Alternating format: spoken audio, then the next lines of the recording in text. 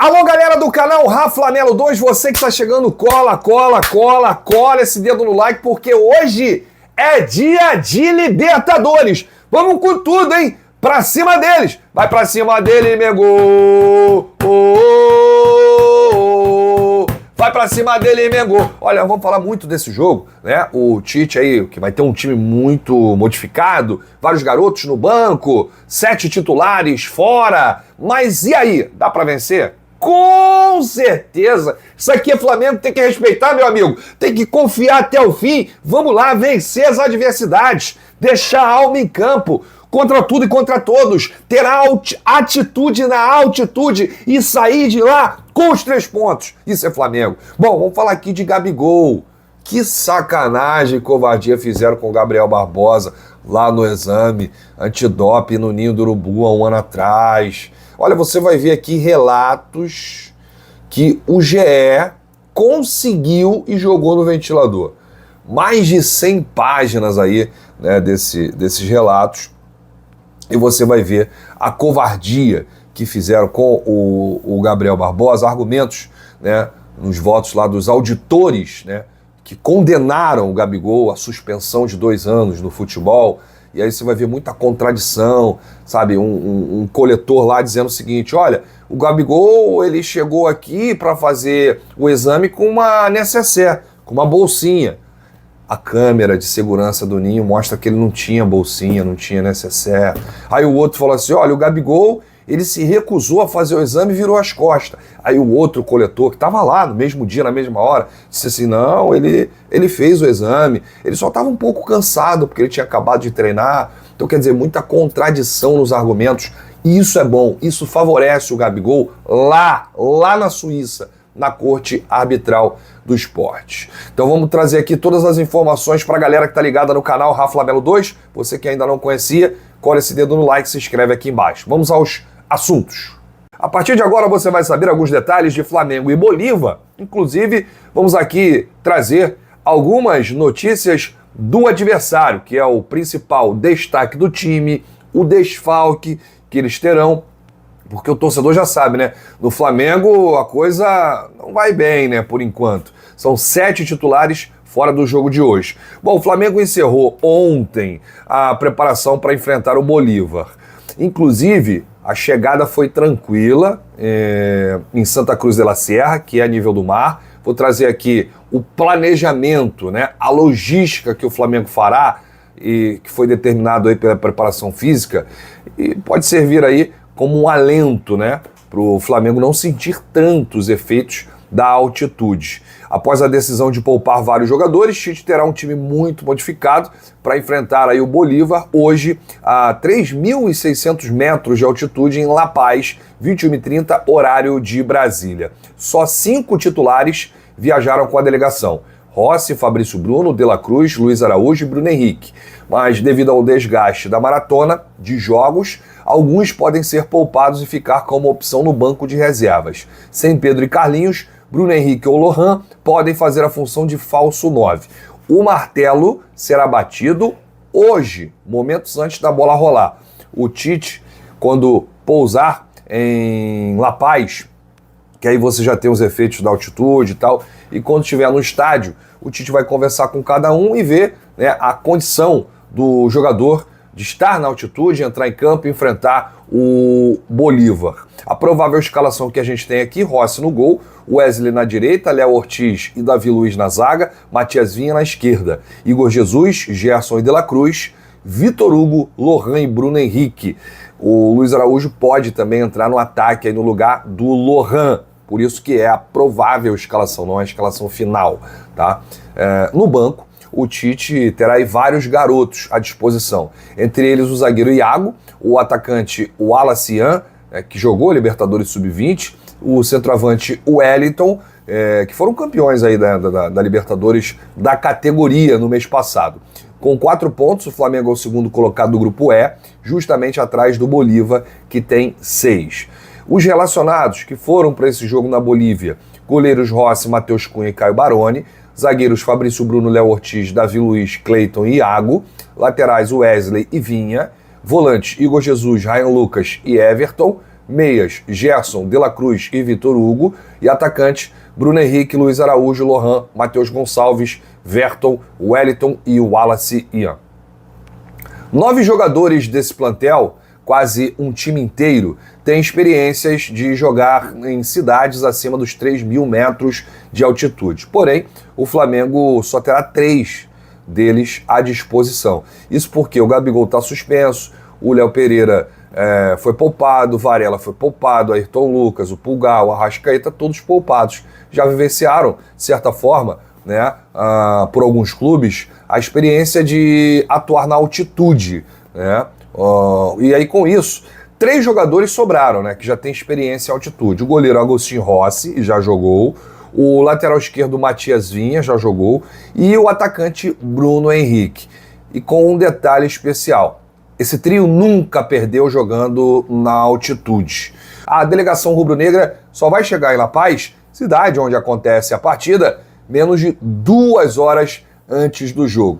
Antes de mais nada, importante ressaltar que a delegação rubro-negra embarcou para a Bolívia no fim da tarde de ontem, chegou lá no fim da noite, né, e desembarcou em Santa Cruz de la Serra, uma cidade no nível do mar, né, e aí o Flamengo passou a noite lá, e aí por conta da logística, para tentar diminuir os efeitos da altitude, o Flamengo embarca em voo para La Paz, onde acontece a partida apenas 17h25, ou seja, 5h25 da tarde, horário de Brasília. Sendo assim, a previsão da chegada da delegação em La Paz é de 19h50, 7h50 da noite.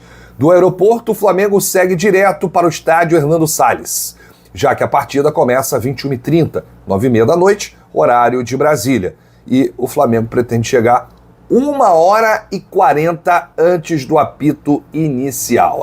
Amigo! Bem, amigos, emoção do início ao fim. Mas eu tenho certeza que o Flamengo fará aí um grande jogo na altitude, lá no morro da Bolívia, lá em La Paz. Pra gente fechar aqui, tem um assunto envolvendo o Gabigol.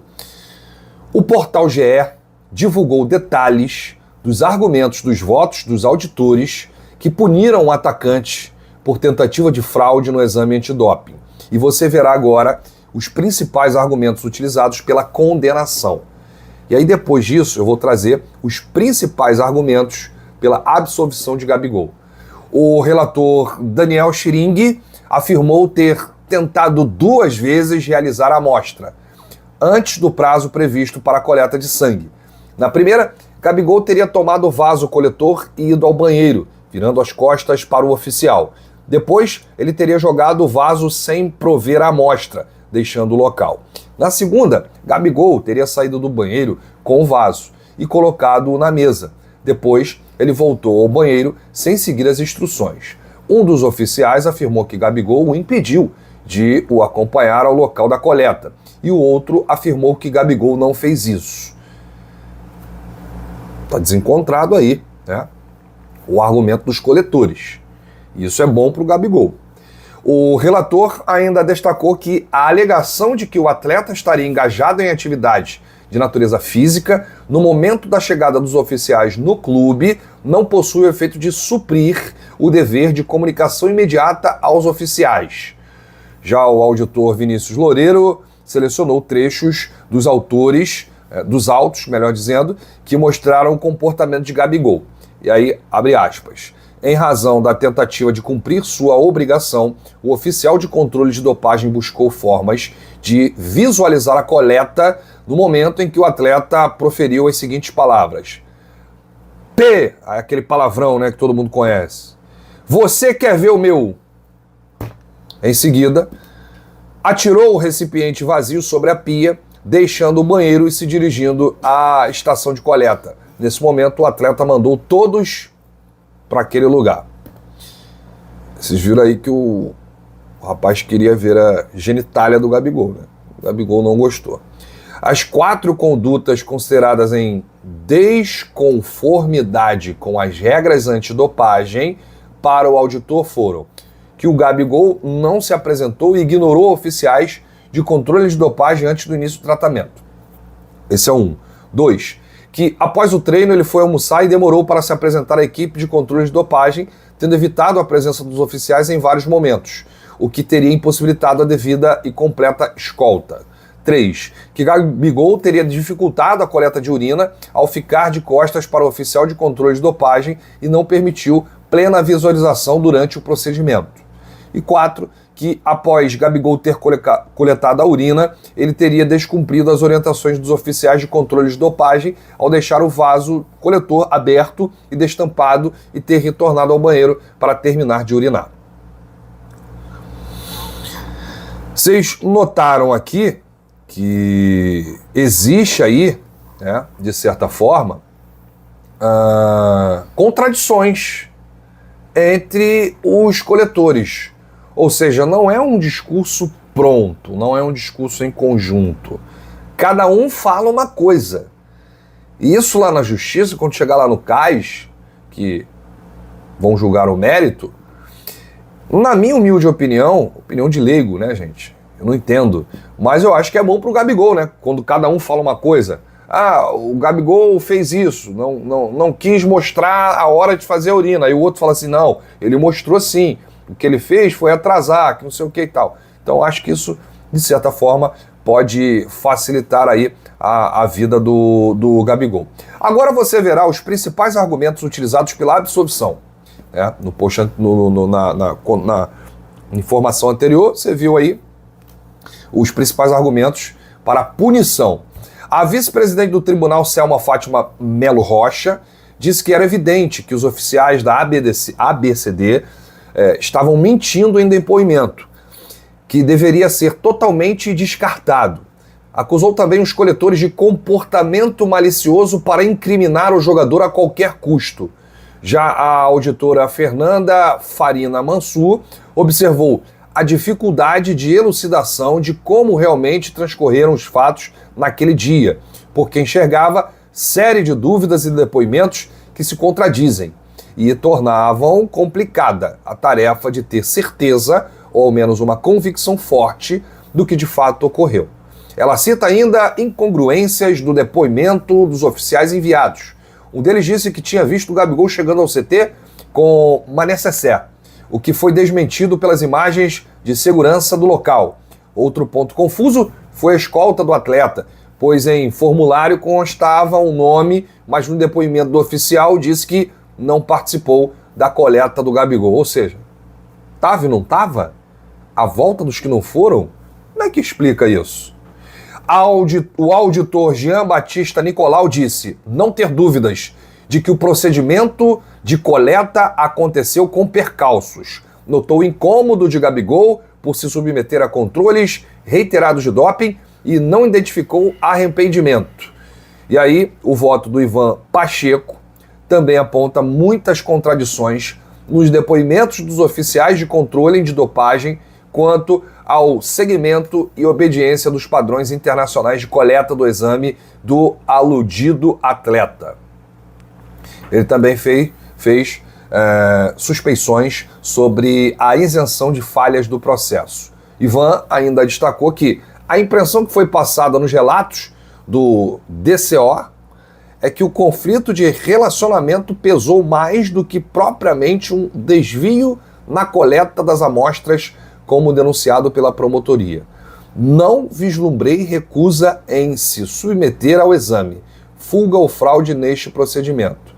Isto falo com a experiência de 20 anos como DCO, inclusive em competições internacionais. Ou seja, gente, isso pode favorecer aí o Gabigol, né? Porque o que os caras da coleta lá queria do Gabigol? Um autógrafo? Queria o quê? Uma camisa? Uma foto? Ou queria ver lá o bingolinho do Gabigol na hora lá do exame? Pô, vocês estão de brincadeira, vocês estão de sacanagem. E tudo isso, a verdade vem à tona, hein? E o Gabigol pode conseguir aí esse efeito suspensivo, a decisão é do CAIS, e pode conseguir aí, pelo menos, ser absolvido, né? Com tantos argumentos desencontrados, podemos dizer assim. Então foi uma sacanagem o que fizeram, uma covardia o que fizeram com o Gabigol, né? Já com todos os detalhes aqui, né? O GE, portal GE, Globoesporte.com, teve todos os detalhes à disposição. Bom, deixa aí nos comentários o que você achou de tudo isso. Eu volto ainda hoje com muitas informações do nosso Mengão. Grande abraço, saudações rubro-negra, vamos com tudo, hein? Libertadores. Isso aqui é Flamengo. Valeu!